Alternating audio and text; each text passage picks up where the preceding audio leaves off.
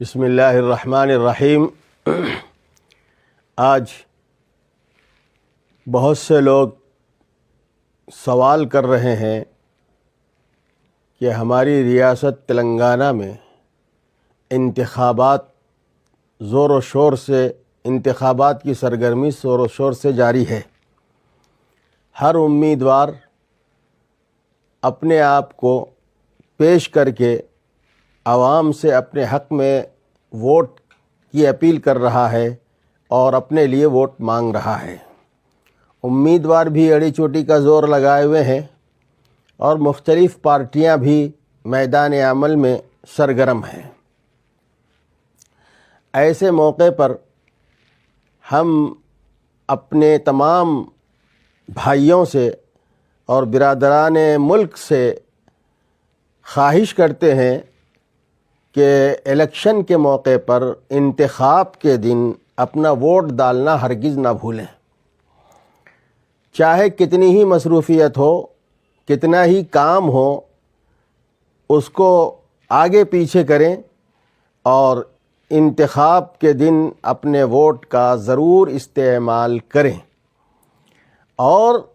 پورے معاشرے میں، علاقے میں اس بات کا شعور بیدار کریں کہ سب لوگ ووٹ کی اہمیت اور اس کی طاقت اور ضرورت کو سمجھ کر اپنے ووٹ کو استعمال کریں۔ میں اپنے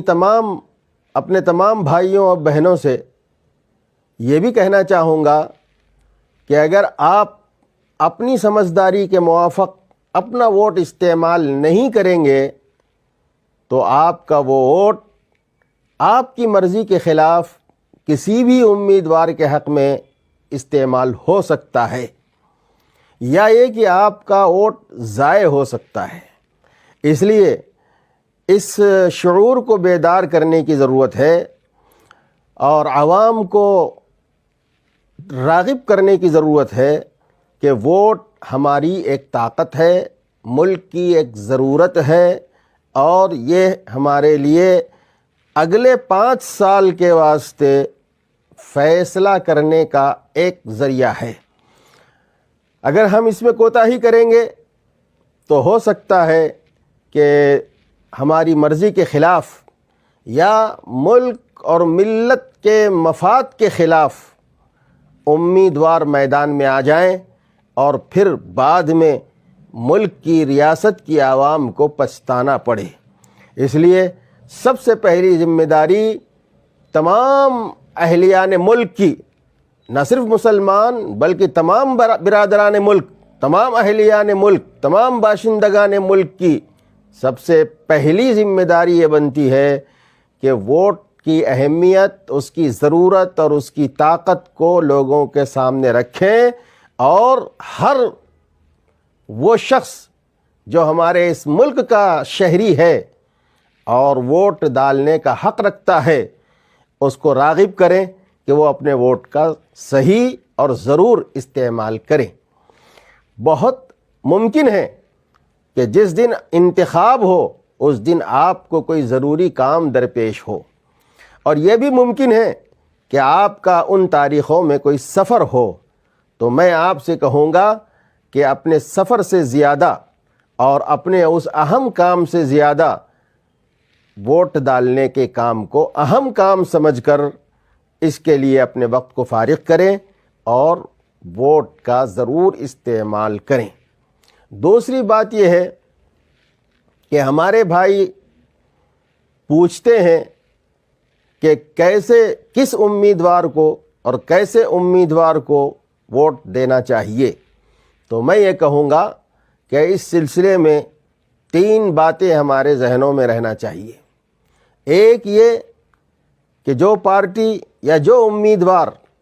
آپ سے آپ کا ووٹ مانگ رہا ہے اور طلب کر رہا ہے، آپ یہ غور کریں اور دیکھیں کہ وہ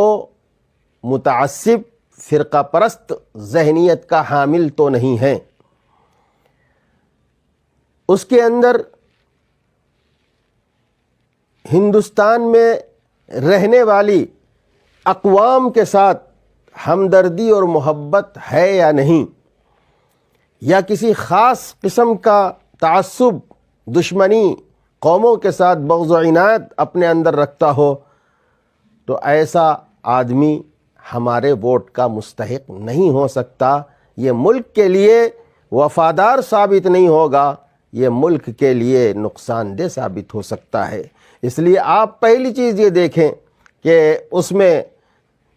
تعصب یا فرقہ پرستی یا قوموں کے ساتھ بغض و عناد کا کوئی زہر تو اس میں پایا نہیں جاتا، پارٹی میں یا پھر اس امیدوار میں۔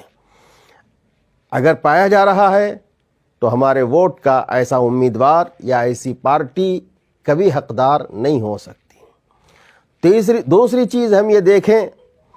کہ امیدوار کے اندر یا اسی طرح اس پارٹی کے اندر جس پارٹی کا وہ امیدوار ہے، کیا محبت، ہمدردی کے جذبات، حق اور انصاف کی صلاحیت اس میں ہے یا نہیں ہے؟ اگر محبت اور ہمدردی نہیں ہے، نفرت کی بات کرتا ہے، نفرت کی تقریر کرتا ہے، تو ایسا امیدوار بھی ہمارے ووٹ کا مستحق نہیں ہو سکتا۔ اس کے اندر محبت ہونی چاہیے، ہمدردی ہونی چاہیے۔ اس لیے کہ یہ ملک کسی ایک کا ملک نہیں ہے، اس ملک میں تمام اقوام، مذاہب کے لوگ رہتے ہیں اور ان سب کو اس ملک میں جینے کا حق، زندگی گزارنے کا حق حاصل ہے۔ اور تیسری چیز یہ دیکھیں کہ اس امیدوار میں یا وہ جس پارٹی سے نمائندگی کے لیے امیدوار بنا ہوا ہے، اس میں ملک کے دستور کی اہمیت ہے یا نہیں ہے، ملک کے دستور کا لحاظ اس کے پاس ہے یا نہیں ہے، وہ ہمارے ملک کے دستور کا قدردان ہے یا نہیں ہے، اس کو بھی دیکھنے کی ضرورت ہے۔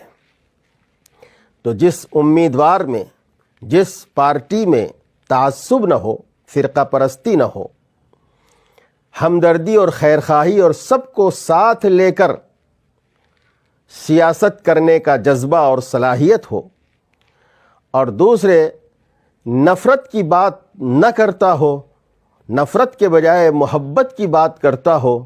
اور تیسرے ملک کے لیے، ملک کے دستور اور آئین کا تحفظ کرتا ہو اور اس کی قدر کرتا ہو، تو ایسا امیدوار عوام کے ووٹوں کا مستحق ہو سکتا ہے اور اس کو ووٹ دیا جا سکتا ہے۔ اس لیے کہ اس ملک کا آئین اور دستور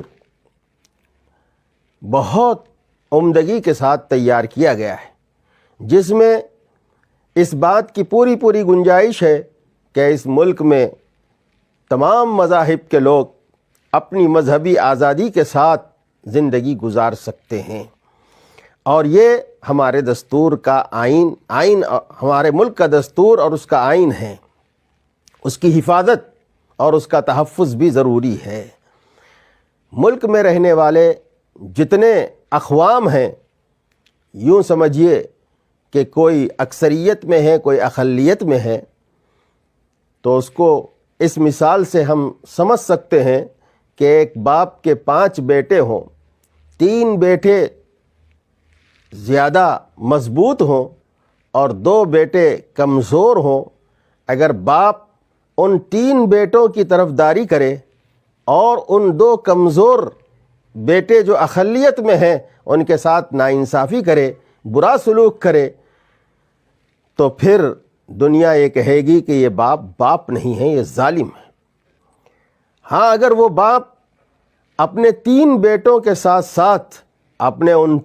2 کمزور بیٹے جو اقلیت میں ہیں اور کمزور حالت میں ہیں، اپنے 3 بیٹوں کو لے کر کے ان کی خبر گیری کرے، ان کی ترقی اور ان کی کامیابی کی فکریں کرے اور ان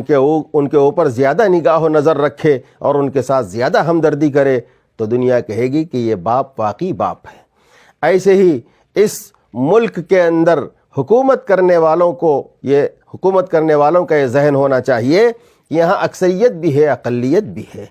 اکثریت کو بھی ساتھ لے کر چلنا ہے، اقلیت کو بھی ساتھ لے کر چلنا ہے، بلکہ حکومت کی ذمہ داری ہوتی ہے وہ افراد جن کو منتخب کیا جاتا ہے ان کی ذمہ داری ہوتی ہے کہ وہ اکثریت کو ساتھ لے کر اقلیت کی فلاح و بہبودی کے لیے زیادہ سرگرمی اختیار کریں اور زیادہ توجہ دیں۔ اگر ایسے امیدوار ہیں اور پارٹی کا مزاج اور دستور ایسا ہے تو وہ عوام کی ووٹوں کے زیادہ حقدار ہیں، اور اس کے برخلاف تعصب ہو، دشمنی ہو، فرقہ پرستی ہو، لوگوں کو لڑائی پر جھگڑے کرنے پر اکسانے کا مزاج رکھتا ہو، دستور کی مخالفت اپنے اندر رکھتا ہو اور دستور کی اس کے ہاں کوئی حیثیت نہ ہو، تو ایسے پارٹیوں سے، ایسے امیدواروں سے ملک کو اور ملک کی عوام کو دور رکھنے کی ضرورت ہے۔ اللہ تعالیٰ آنے والے انتخاب کو پورے علاقے کے لیے خوشائن فرمائے اور اس کے ذریعے سے ملک کی اور تمام ریاست کے لوگوں کی اور اہلیان ملک کی اور خاص طور پر اقلیت کی اللہ پوری حفاظت اور مدد فرمائے۔